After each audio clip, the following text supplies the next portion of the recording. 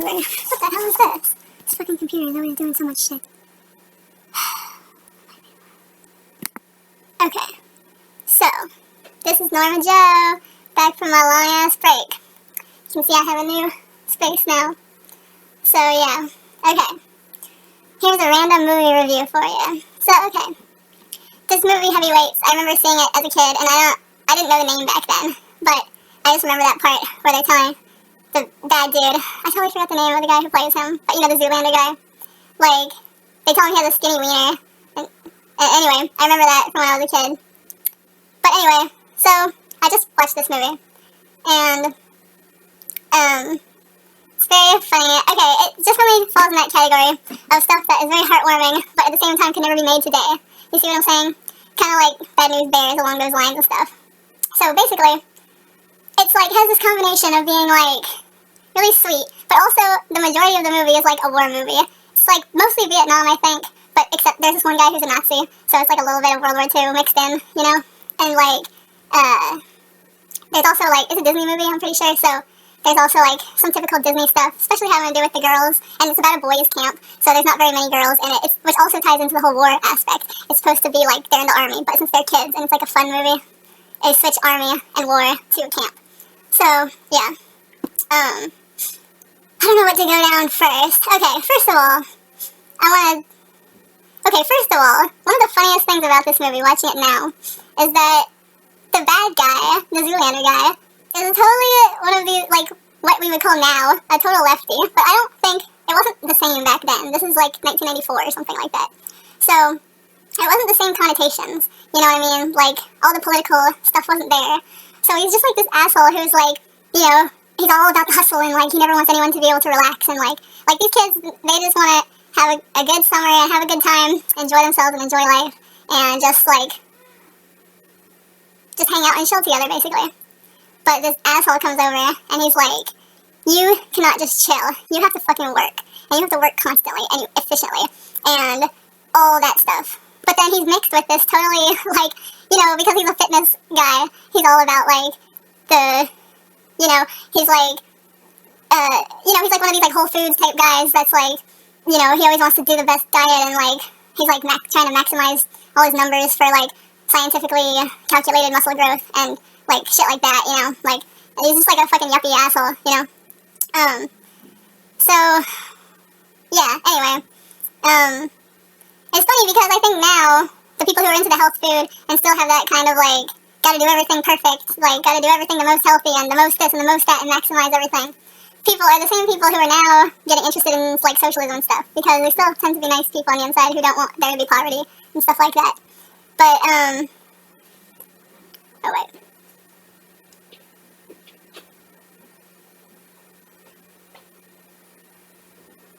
Anyway, wait one sec. I want to see if my neighbor is out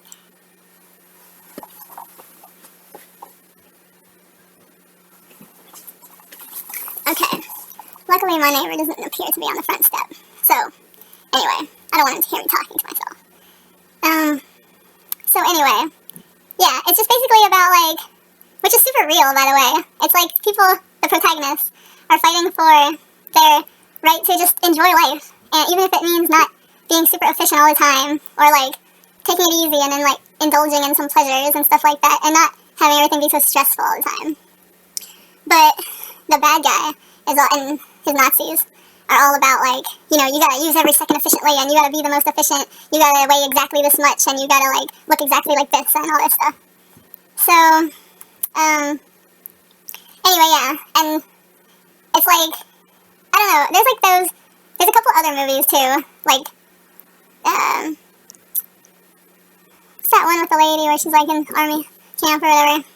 Anyway, it's kind of like that, and, yeah, it has all these, like, really military parts in it. Okay, well, first, I kind of want to talk about Disney, how Disney gives females roles, okay? So, firstly, yeah, the kids' camp is basically paralleled to being in the army. So, there's only one woman, and then at one point there's a female camp, but they're only in one scene. And they're just there to reinforce the female stereotype that women are just there to be, you know, objects of men's desires and all this bullshit. But anyway, so the only female character in the movie is a nurse, which is just like Pearl Harbor or something like that, you know. And she also has that stereotype where she's like, on the outside, she's like, you know, the typical Midwestern mom. She's like, yes, you must eat your vegetables and, you know, don't play too hard because you don't want to hurt yourself and stuff like that. But then on the inside, she's like, she likes it when men fight. And she's like, when men start to get crazy and like, they're about to go outside rules or whatever, she's like, yeah, fuck those rules. I want to see men break rules and be aggressive and like, you know, I want to see them get wild and rah. Like, she has that stereotype. Because at the end, she was, okay, this is how you can tell. Because she was being really passive, and every time something bad happened, she'd just kind of be, you know, looking pissed off, but she doesn't stand up to do anything, you know what I mean? Which, to be fair, most of the other characters are the same way, but it's just there's this one part where the two main guys, the main kid and the main adult, are like, talking about how they have to stand up for themselves, and how they have to, like, you know, they can't take this shit anymore, they gotta start asserting their power, and, like, you know, get activated and stuff like that. I mean, I don't think they'd ever have, like, a girl character be the one to do that. Not back then. But, so, what else? Okay, I want to talk about all the parts I saw that were, like, very Vietnam-ish, okay? And I'm not an expert on Vietnam movies, but I know that, like, you know, there's, like, Apocalypse Now, and Platoon, and Rambo, and I think those are, like, the main three ones. Oh, and there's also, like, Full Metal Jacket, but I don't think that they have references to that in here, but maybe they do because I haven't seen it. I don't know. They could have it was a secret for the adults. But anyway, yeah, you know, it's just all the typical shit, you know, it's like, first of all, they have that prison cell, which is very Vietnam-ish, and, I mean, I guess all wars are more or less the same, it doesn't have to be Vietnam, but just comes off that way, like, it's kind of, like, they're just using that, like, trope, you know, and, like, yeah, they have that cage they keep him in, and it's, like, electrified, which I think is, like, they do that in Rambo, too, they have some kind of electric shocker thing in their little POW cell camp. And, there's also a booby trap, which is known to be aligned with Vietnam. And, you know what else I think is really funny, is there's this part at, like, the peak of the movie, where the bad dude takes everyone on a 20-mile hike, which sounds great to me, but to the kids, you know, it's supposed to be like a fucking death march. And so, at the end, they're, like, on the edge of this fucking cliff, and, like, and they say something about wanting to rest, and then the bad guy is like, yes, let's have a meditation, which is so fucking funny, because it's like, you know, he's more that, like, new agey image that's from, like, the book Lullaby. Still very 90s version of, like, all the stuff we have today, but just, it was a little different back then, like, it's evolved since then, so it's not the same. But, like, it's just funny, he's, like, this super aggressive, like, jocked out asshole, and he's, like, wanting to meditate, which now meditation is associated with like, stoners and, like, girls who don't want to have to do anything, and, like, people like that, you know, like, the least juiced up people there are. But yeah. And then also at the end, there's like an after credits scene where he's selling crystals, and he calls them, he says, I don't like to refer to them as healers, I like to refer to them as, transformational something, I can't remember, like, transformational motivators or something like that, I can't remember, but it was just like something that somebody would totally say, like, you would totally see in one of these fucking magazines they sell at the store, you know, and like, yeah, anyways, it was very real. Okay, so the part that I remember from being a kid, when the bad guy, oh, I think his name was Ben Stiller, that just came to me just now, I think that's what his name was. Anyway, the Zoolander guy, when he was being held captive, and when I was a kid, I remember the part when he was being held captive as being, like, way to the end of the movie, like, I thought that it was, like, pretty much the end, but now I realize that it's kind of only the end of the middle, there's, like, a whole part after that, but, so, what was I gonna say?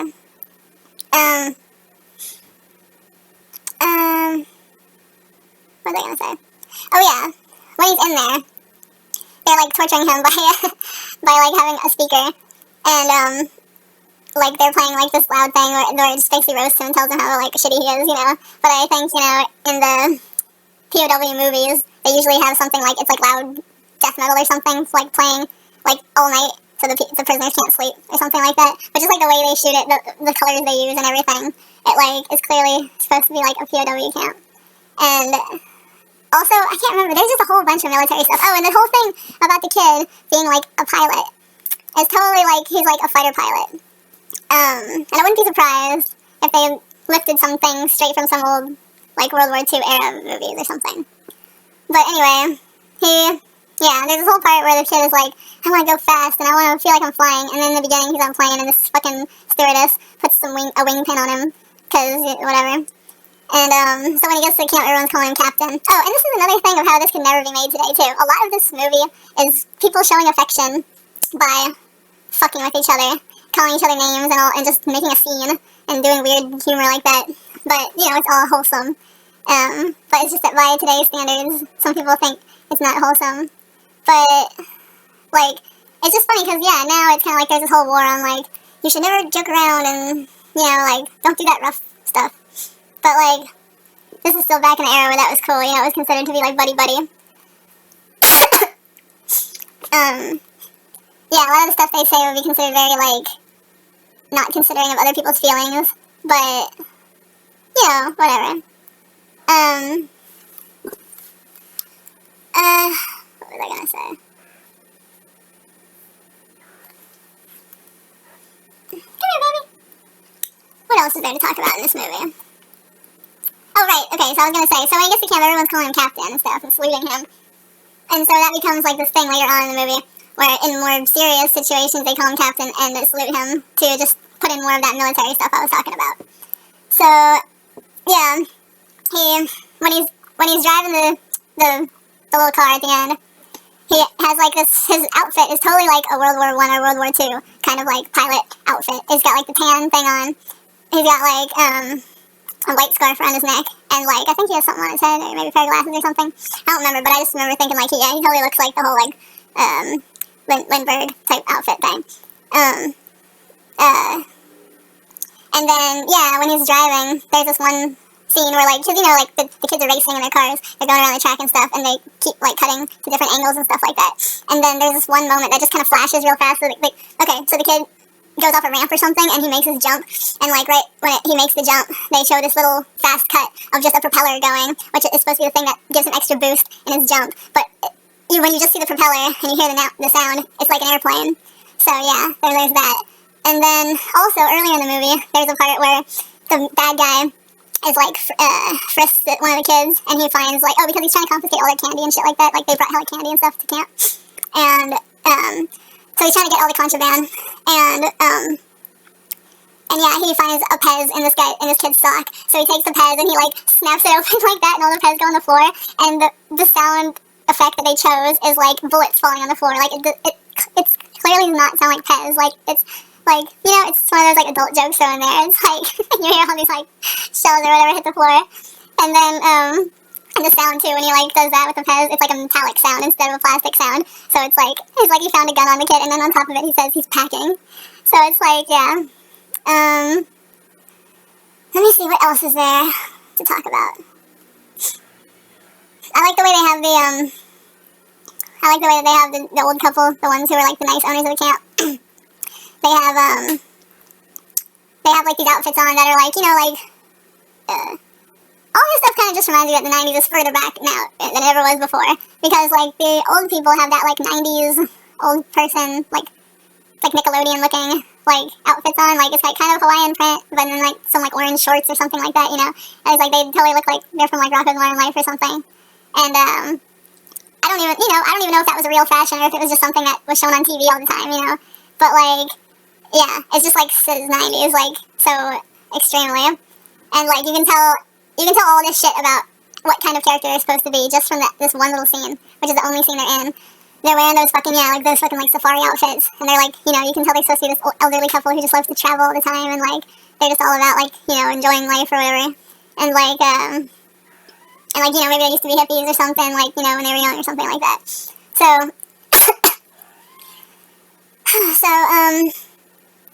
what else was I gonna say? Oh, right, there's this Nazi character, and I thought he was gonna be way more minor of a character than he really was, but he turned out to be kind of, like, a continuous side character. And basically, it's just really funny to see where all these stereotypes are, like, gotten from and combined and stuff.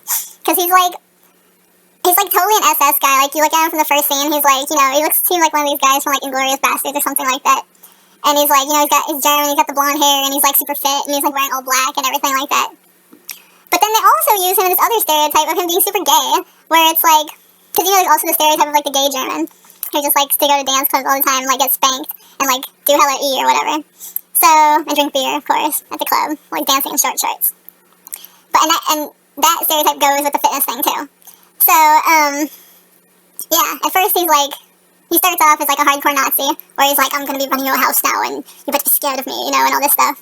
But then after that, they turn him into just like this like super fruity dude, and it's funny because there's this one part when the kids have taken over, and they like get revenge on the evil guy and all his peoples, and they tie the Nazi guy, the SS guy, to a tree, and they like, and this is two kids, by the way, like they're supposed to be 11 and 12 years old and stuff. And these two children rip the man's shirt off, and then they pour honey on his chest like this while he's bondaged to the tree. I'm just like, I think our current times now just have more, we have more dirty minds, you know, because we see shit like that. Like, probably back then people noticed it too, but I think more people notice it now, you know. I think people are just more, like, they see innuendos everywhere because we've been given so many innuendos, you know. But yeah, I think now parents would see that and it would be all on the computer, like, on the internet. Like, children's movie banned in some theaters because, you know, conservative people say that this had contained sexual scenes, you know, between adults and children. But anyway, and then, not only that, but like, I don't know, just check it out for yourself. They drag on this bondage part for a pretty long time, and then there's this part where after they've taken over the camp, right after they put the honey on the gay SS guy, oh, and then right after that, he gets scared of a deer, which is further signs of emasculation in the Disney world. So anyway, what else was I gonna say? Okay, so after that, they have this huge fucking victory party to celebrate taking over the camp and all that. And the party scene is like, you know, it's like from Platoon. It's going after the Vietnam thing again. Like, they're just having this crazy-ass party. It's like Lord of the Flies. Like, everybody has their shirts off, and, like, they're just, like, smearing chocolate on themselves. And then they have, like, this part where all the kids are, like, eating sweet stuff. And it's like an orgy because all the food is all over their face, and everything is just, like, they're just, like, touching themselves like this. And, like, everyone's just, like, cramming, like, this one guy's, like, pouring the whipped cream right in his mouth and, like, stuff like that. So there's more sexual possibilities. Then, but yeah, just the whole, like, party scene, I don't know, I just feel like that's, like, something out of a Vietnam movie where it's, like, I think it was Platoon, they have, like, a party scene where they have, like, fire going, and everybody's just, like, woo, and, like, going nuts and everything like that, dancing around. It had that vibe. And then, yeah, and everybody's just out of control. Then the next day, they all decide they have to clean up. So, it's still, the movie is still telling you, like, they just kind of put that in there, like, at the last second, like, oh, everybody, you know, okay, we fought for our, independence and our right not to be, like, under tyranny, and that, but now we have to, like, self-discipline, basically. So, yeah. And then, so I guess it's kind of similar to Clockwork Orange in a way, where it's like, you know, basically it's saying, like, look, you have to fucking put us in, like, torture prison camp, and, like, do all this shit to us, just to make us take responsibility for ourselves. Like, just give us time, and we will do the right thing, you know? So, yeah. Anything else I want to talk about? Okay, there's that other girl scene, actually I think I didn't talk about yet. They go to this dance, and they say the reason they're going to the dance is that the mean guy, the bad guy, is trying to make them feel bad about themselves so that they'll be more motivated to lose weight. So, already, we have things going on that the modern offended person, or whatever they want to be called, would have issue with. Because firstly, the girls are being used as, okay, I don't even know whether to do the fat-shaming one first or the feminist one first. Yeah, so anyway, basically, he's using the women, the girls, as objects, as if the girls, their only purpose is to, like, have guys try to impress them, and for them to judge the guys. And then, at the same time, he's saying, if you're fat, and you're in a room full of girls for dance, you're going to feel shamed because none of the girls are going to want you because you're fat. So, he's saying fat is bad and that girls are all the same and they all want the same thing and they all have the same concept of what a desirable guy is. So, it's just insulting all around, you know? Then, after that, then they... This is a really weird part that I think I just wasn't watching all the way because I was doing laundry or folding laundry at the same time. But I think the mean guy goes on the dance floor because he's trying to make it fun, and then the cool counselors start dancing, and then the kids start dancing. It's all just very, like, okay, you know, like, nobody has grudges here, I guess, fine. then the girls start dancing. And so yeah, then in the end, it's like the girls are like just a pawn that's used as a tool to affirm that the guys can be good enough with just their personalities. So it's just like, you know, it's a typical thing. It's like they're trying to ultimately send a good message, which is that it's okay if you're fat or whatever, as long as you have a good personality, and then people will still be attracted to you. But they use the girls to just be a acceptance meter. You know, they're dehumanizing the girls and making them like as if like, you know what I'm trying to say? As if they're just like this gauge of like, oh, okay, if you're good, if you're like ultimately a good person, girls will like you, and if you're not, then they won't, or whatever. Oh, I don't know. But let me see what else. I think that's everything. So, yep. I really want to start watching Metal Gear 2, The Hose of Liberty, because I watched all of the first one, and I want to document my journey of watching that crap. And I remember when I was in school, and we had this thing called reading journals or something. Basically, they give you 30 minutes to read some of whatever you're reading, and then at the end of the 30 minutes, you write a little paragraph about it or whatever. So I think it would be fun to do that in video form, where like I'll watch half an hour of the show, or of the game, I mean, and then turn it off, and then make like a little video about what I thought of it. I think that would be really fun. And when I finally get Wi-Fi, I'll upload all of these. But I don't know if I want to wait, because like, if I wait until I get Wi-Fi, I can watch on this screen, which is more detailed than watching on my phone. And, I mean, it's okay to watch on your phone, but, like, I kind of want to see more things about it. What if there's an Easter egg in the back that I can't see? Or something, you know? But yeah, I think that'd be funny. It's funny. This show is so weird. It's like the closest thing to anime that I watch. Well, okay. So, I guess I'm gonna leave now. Oh, you know what's funny? I just heard yesterday that they're coming out with a new Harley Quinn movie, too. So they couldn't just have a Joker movie. They were like, hold that fucking bus! Hold that wagon! We have an additional proposal. You need more clowns. This clown is popular, too, don't you understand? She has a huge fan base that is way different than your Joker fan base. And they buy way more merchandise. So, yeah. Yeah, I think I'm gonna finish folding my laundry now. I'm gonna fold all these socks. 2 shirts I'm gonna give to Goodwill. I hope someone buys them and wears them. And if not, I hope that they get sent to the reused fabric factory and not thrown in a fucking garbage can. But you can't control everything. Oh man, I want to tell you about this this Instagram ad I saw. Like, you know how they advertise to you depending what they know you like. So they know obviously that I like cats, and probably that I have cats. Especially if they have my like PetSmart purchase history. They can tell I have cats.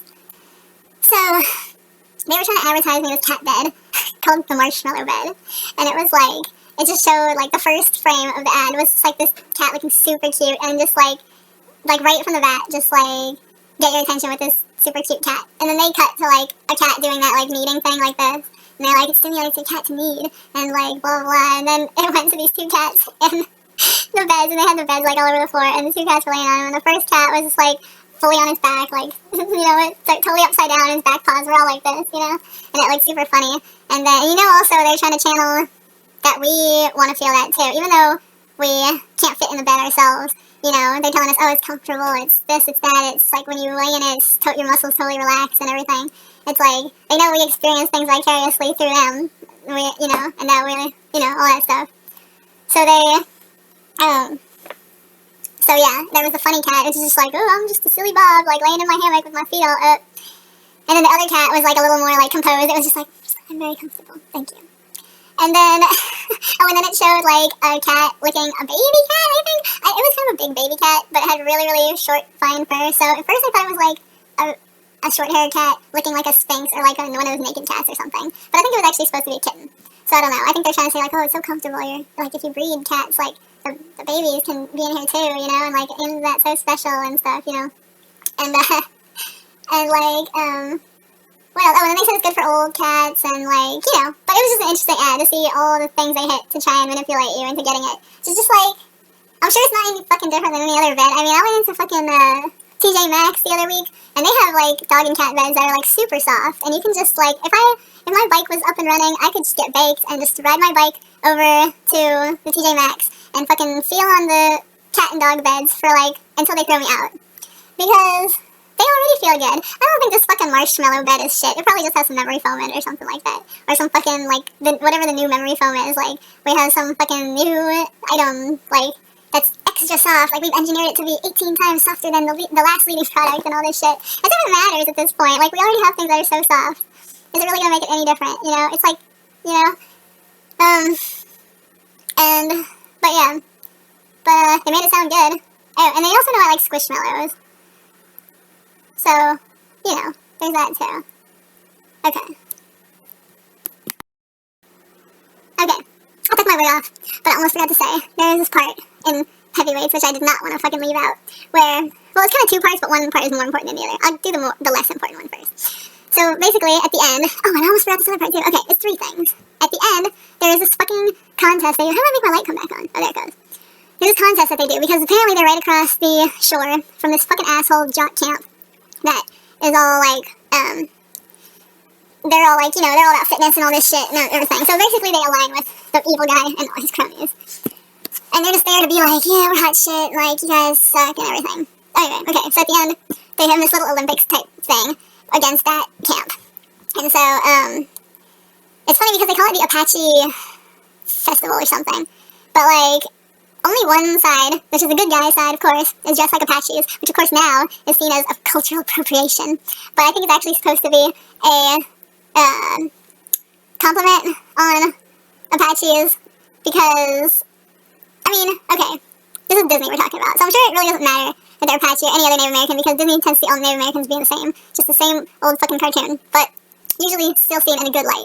You see what I'm talking about? So, like, yeah, they don't know what they're fucking doing, but they always have this thing of, like, the Native Americans are on the side of good because they're all about the land and, like, you know, they're seen as being all about peace. It's kind of like the stereotype of women where it's like, obviously it's not true, like, we fight and we love to have bloodshed and vengeance and all this stuff just as much, or not even, or maybe even more than men, but yeah, we're stereotyped as being this, like, passive, peaceful, super intelligent and beautiful race and everything that's, like, we're not about violence because we're above it and all this shit. So, like, the same stereotype goes for Native Americans, which you know is not true because we know they have wars between tribes and all this stuff. Like, we know that now, you know, but back then it's still stereotype stood, even though it's a positive stereotype, I guess you can say, whatever you want to call it. So, but only the good guys are just like that because they're supposed to be like, yes, we're, you know, wholesome and we're of the earth and, like, you know, we don't put, like, perfection in this Nazi way above everything else. And the other team is just like ancient Greeks, I think, or ancient Romans, something like that, where it's just like, they're just like these fucking imperialists that's just like here to just conquer everything and, like, bulldoze over everything else, you know? And, like, it's funny because, yeah, they call it the Apache Festival or something, so you think everybody would be dressed in, like, their Native American costumes, you know? And, but it's only the good guy side. So it's like, yeah, they're supposed to be like the natural peoples versus the, you know, just these fucking power-hungry, like, war-driven assholes. Yeah. And then, what was the other thing I was gonna say? Oh, the other dirty part, or the part that could be seen now as being dirty because everyone's so fucking sensitive and has such dirty minds. But, you know, we can all blame commercials for that, for being over-sexualizing everything. But, so, what was I gonna say? Yes, okay, they have one British kid. This is the other thing I was gonna say about the British kid. During the relay thing, the festival thing, they have this one part where it seems like it's going to be just like this athletic, like, competition, you know, but then they have this part in it where they have, like, this thing called the Hall of Intelligence, I think, or something like that. You go and you have to answer all these questions, and the British kid is the kid that gets chosen for that part for some reason. So they're just perpetuating this stereotype that, like, Europeans are smarter than us, which right now in America, I don't even know what Europeans are stereotyped as, like, and plus I'm in the left sphere, so I don't even know what they're saying on the right. Like, I mean, they're kind of xenophobic over there, so I'm sure it's nothing good, but who knows, I don't know, you know. But I just think, yeah, right now America is just fucking with itself so much that we can't even think outside our fucking walls. And, like, we have all these stereotypes between left and right and, like, all this stuff that you can, like, make fun of the other side or whatever for. But back in the 90s, it was more like, there was more, like, global country stereotypes. Well, also now, because we've been so trained not to do country stereotypes, it's kind of like, I think some of them dropped off because they were, like, people were pressured not to do them, you know. And back then it was more okay, I think. But, what was I gonna say? So yeah, they choose the British kid because they're like, oh yeah, well, you know, Americans are dumb, like, only the British can can know these answers, like, have appreciation for art. One of them is, like, name these art pieces, like these paintings, and he knows that, and then he knows a math problem better than the American. And he also knows vice presidents of the United States. So that's the joke, is that, like, we're so undereducated and, like, fucking retarded at everything except for, like, building up muscle, that, like, we don't know our own vice presidents, but somebody from a whole other country knows our presidents from the past, you know? Which, I mean, that's just that old school thinking of, like, if you know a lot of facts, you're smart, like, and just because, okay, if you're gonna use space in your mind that you could use for something else just to memorize names of vice presidents, I'd rather use it to, like, do something else, but it looked impressive in the scene, which is all that matters. So now I finally come to my final point, which is that when they first come to the, camp, and everyone starts unloading the contraband and stuff like that, the British kid is the only kid that has, everybody brings hella chocolate, but he's the only kid has the chocolate melt all over him. So he just pulls his shirt up and his whole front of his body is all chocolate and wrappers. And then this kid does that on his belly and licks the chocolate off his hand. And then this one kid says, let's get it, oh, because I said that was the British kid, right? Because that's part of the setup. Okay, so this one kid who's kind of one of, like, the alphas in the whatchamacallit, the fucking, what's that sitcom where they're in the fucking prison camp together? What is that called? It's not Riot 51. What is it called? Anyway, you know what I'm fucking talking about. And it has that theme song that they took for that show, Recess. So, he's one of the top dogs in the bunker. Or in the cabin, whatever you want to call it. So the kid does like that, and he licks his hand with the chocolate off the British kid, and then this one kid says, let's get a taste of England, boys. And then everybody, like, surrounds the British kid, and they kind of, like, throw him down on the bunk bed, on the bottom bunk, and they just all, like, come in and swarm him, and, like, you hear him yelling from in there. And, like, yeah, I thought that was a little bit fun, too. Yeah.